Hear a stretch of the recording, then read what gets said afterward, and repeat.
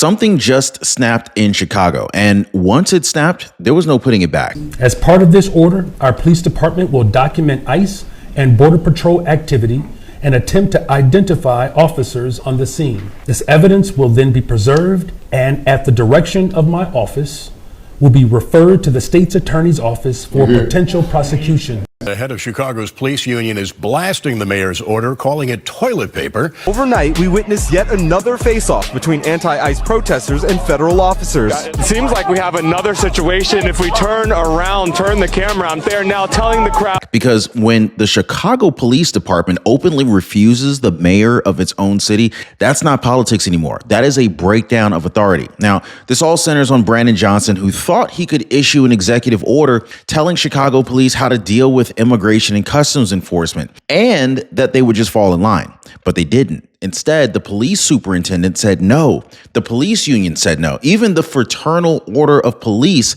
said absolutely not. And then it got even worse, because then the very prosecutor who would be required to enforce this order, Eileen O'Neill Burke, publicly walked away from it. That is when the mask came off. Now, this wasn't about law enforcement. This wasn't about safety. This wasn't even about immigration. It was about power. And today, under Donald J. Trump, federal authority is back. And local officials are finding out the hard way that symbolism doesn't outrank the Constitution. So what you're about to see isn't chaos for chaos's sake. It's what losing control looks like in real time. And once police say enough, oh, there's no reset button. Be sure to drop a like for the video and subscribe. All right, let's be very clear about something. Cities argue with police all the time. Mayors and police departments, they clash. That's normal. But what is not normal is when the Chicago Police Department openly refuses to carry out the orders of the mayor.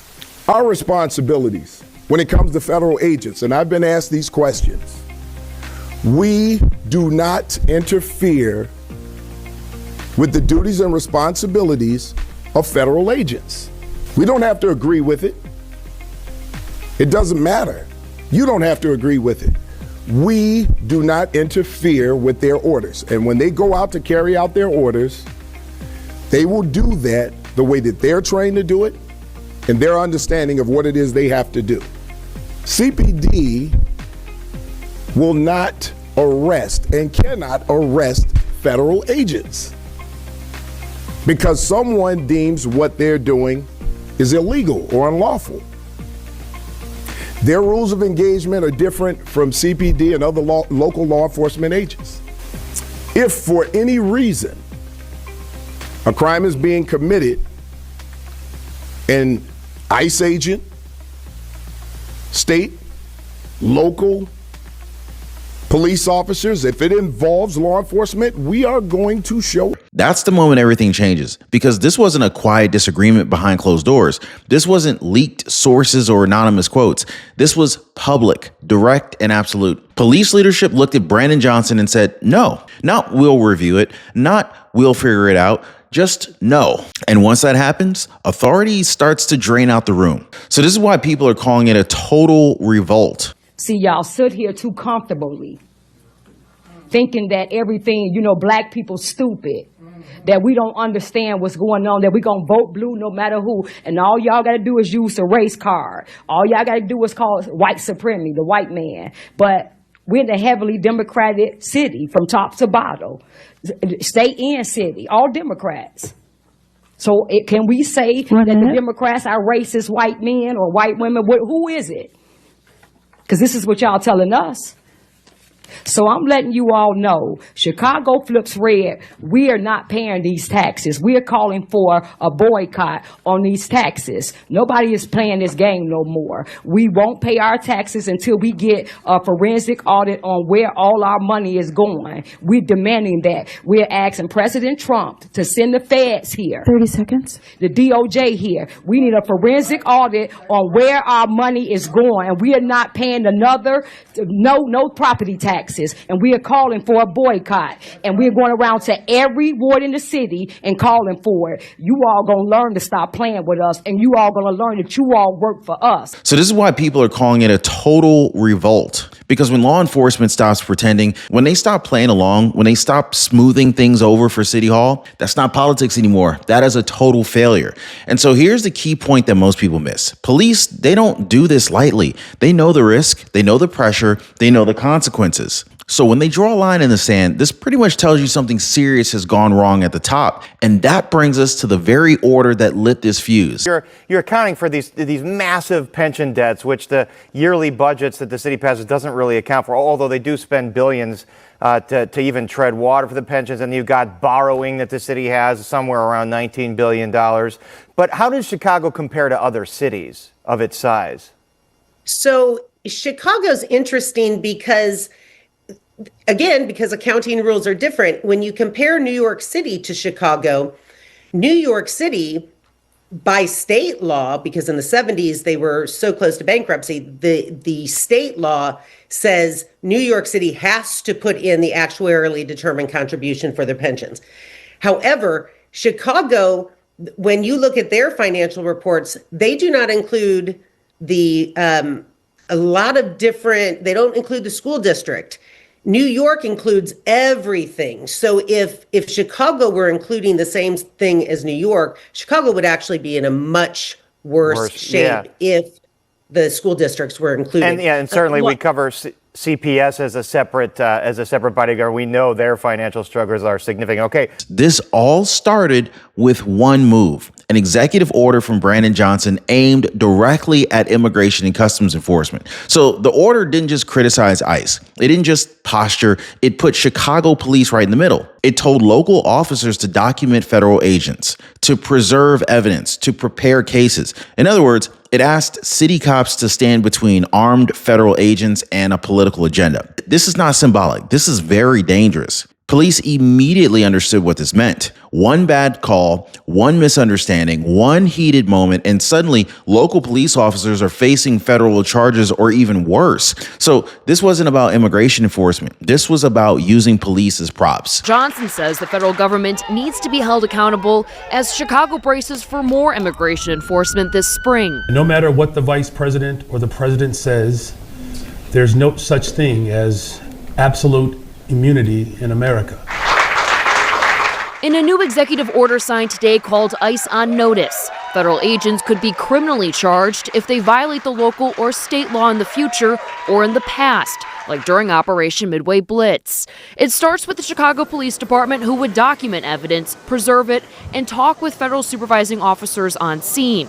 Chicago Police would take all of this to the mayor. It will give a directive from my office to ensure that we're collecting evidence, that we're providing medical care on scenes, but also making sure that that evidence is turned over for prosecution. I'd love to ask you if you plan on enforcing the mask ban on federal agents, if that's where you're going. Yeah, that when you take a step back from that, that's the issue of the day.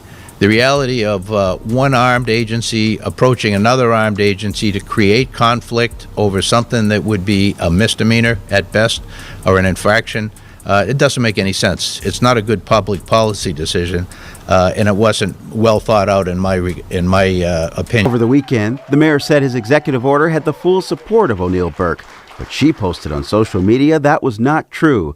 The mayor's team said they had received feedback from Burke's office. Her team says that's also not true. In a statement, the state's attorney's office noted the fracturing relationship between law enforcement and the public in the wake of the Trump administration's immigration crackdown.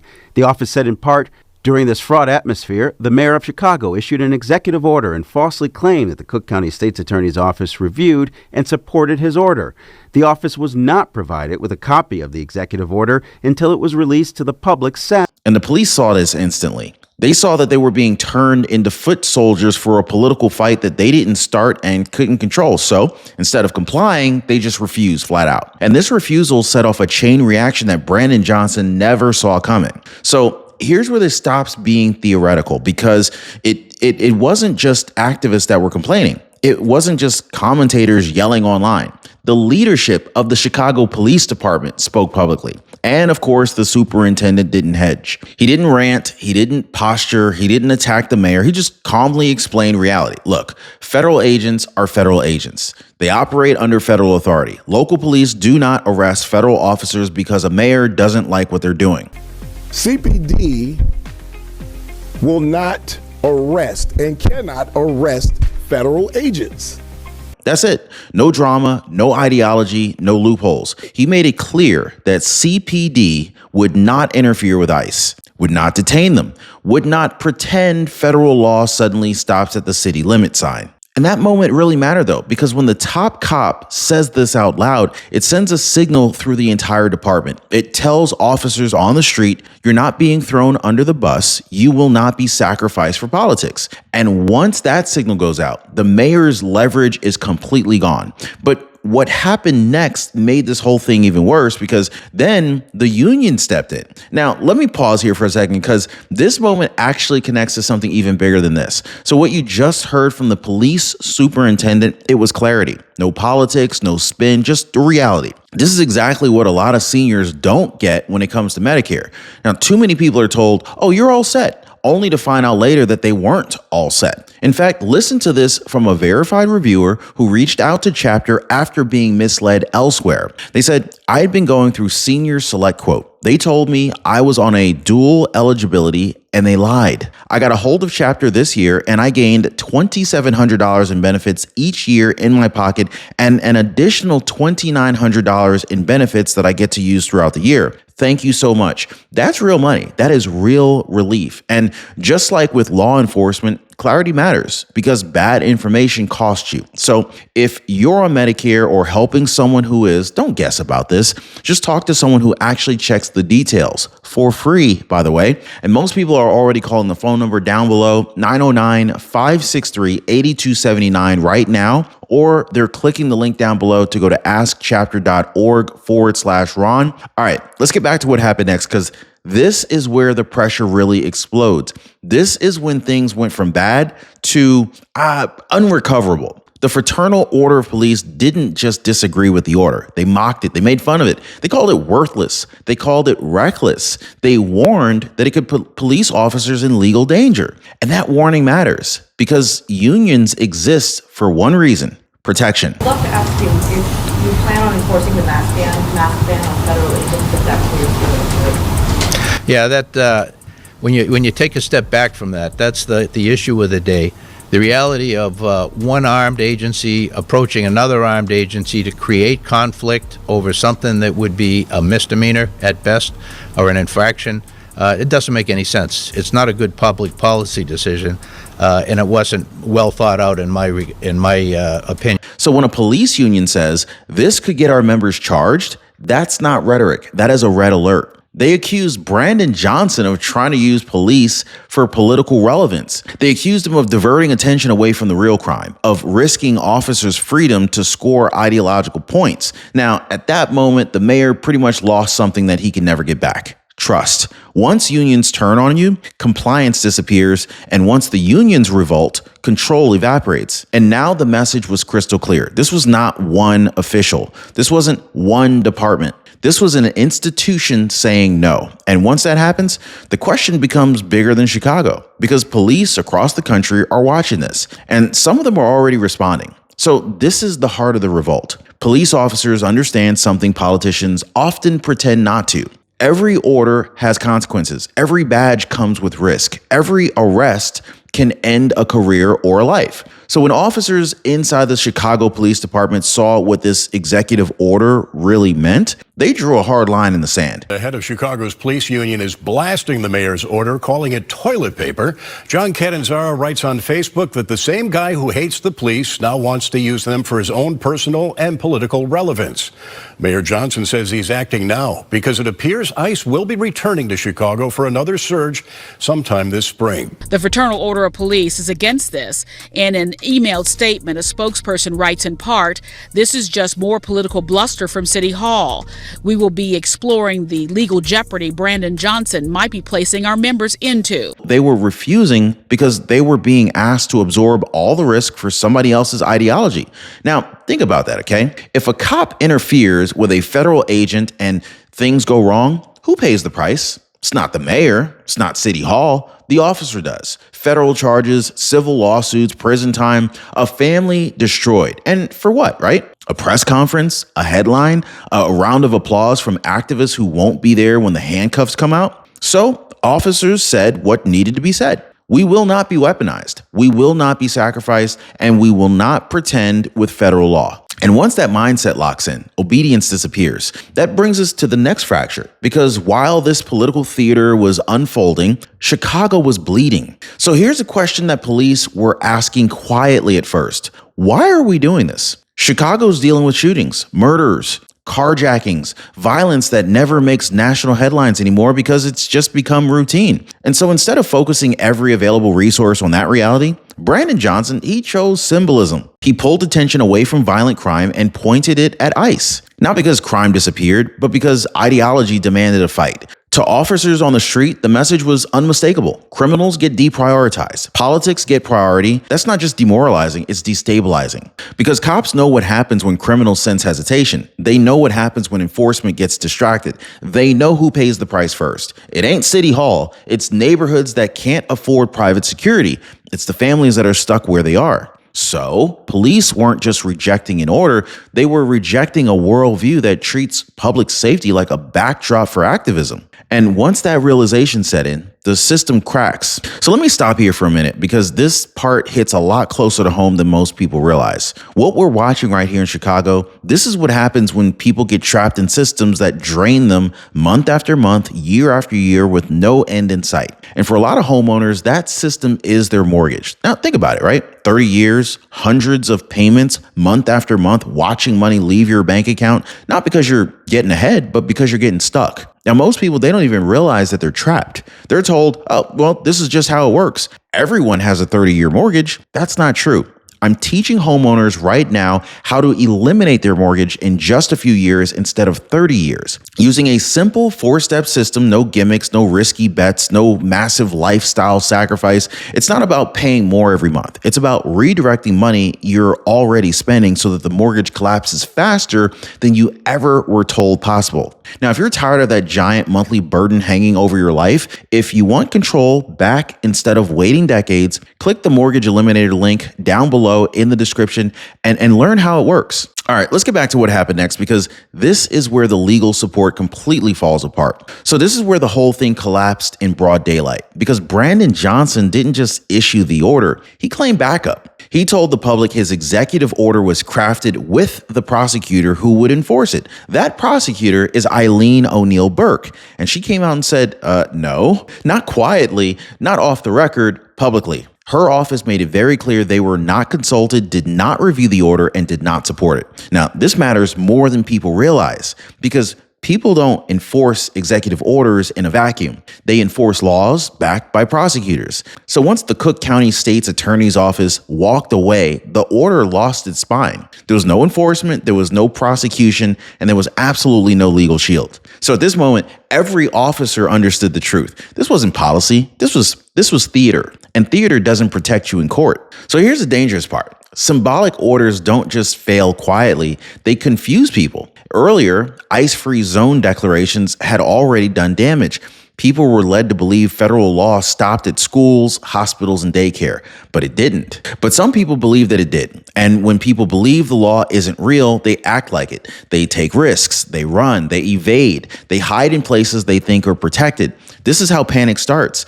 This is how accidents happen. Now, this new order risked doing the exact same thing, but worse. It signaled to activists and agitators that the city had their back, even when it didn't. Police understood the danger instantly, because when symbols collide with reality, officers are the ones that are standing in the middle, and they refuse to play along. So here's the part that should make every mayor nervous. Chicago's not alone. Out in California, the Los Angeles Police Department faced a very similar situation after political leaders floated the idea of going after federal agents. I'd love to ask you if you plan on enforcing the mask ban on federal agents, if that's where you're going to. Yeah, that when you take a step back from that, that's the issue of the day. The reality of one armed agency approaching another armed agency to create conflict over something that would be a misdemeanor at best or an infraction, it doesn't make any sense. It's not a good public policy decision, and it wasn't well thought out in my opinion. And the response? The same. Refusal. The LAPD chief didn't scream, didn't rant, didn't posture. He explained something very simple. You don't send one armed agency after another armed agency over politics. That's how people get hurt. That's how situations spiral out of control. He called it bad policy, poorly thought out and dangerous. And that pretty much lines up perfectly with what Chicago police are saying. This ain't about left versus right. This is not even about immigration. It's about law enforcement saying, we're not your political stunt crew. So when cities as different as Chicago and Los Angeles reach the same conclusion, that is not coincidence. This is a pattern. And patterns tell you the system is under strain, which kind of leads to the real reason all of this is happening right now. The money. Now, if you strip away the slogans, you hit the truth. Chicago's broke. Massive pension obligations, billions of dollars in long-term liabilities, budgets that look balanced only because the numbers are buried, a whole lot of pressure that sits inside of Chicago public schools and the Chicago Teachers Union. Costs shifted, obligations are hidden, problems kicked down the road, and who pays the bill when it comes due? It's not the politicians, it's not the unions, it's regular people. Higher property taxes, services cut, jobs eliminated. So when police see resources drained for ideology while the city's finances implode, resentment builds. This revolt isn't just moral, it's survival. So here's when a crisis becomes systemic. Police refusal is one thing. Public revolt is another. Because once regular people start saying enough, authority doesn't just weaken, it fractures. In Chicago, residents started speaking openly about tax boycotts, about refusing to keep paying into a system that clearly isn't working, about demanding outside intervention. Some even called for the U.S. Department of Justice to step in. Now, this is not normal civic disagreement. That's loss of trust. And notice something important here. They weren't calling City Hall. They weren't appealing to the mayor. They were looking past local leadership all the way down to Washington,